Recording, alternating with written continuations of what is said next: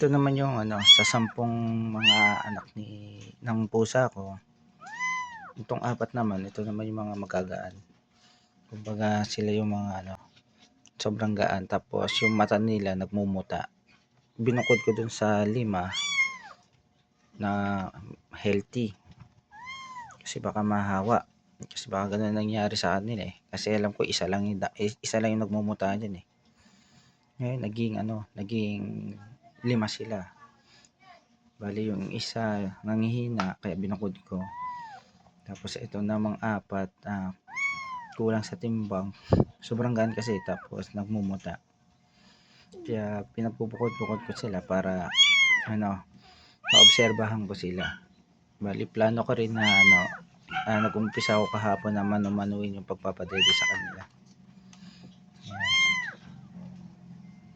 Sana maka-recover din sila. Tsaka gumanda na yung kanilang pakiramdam.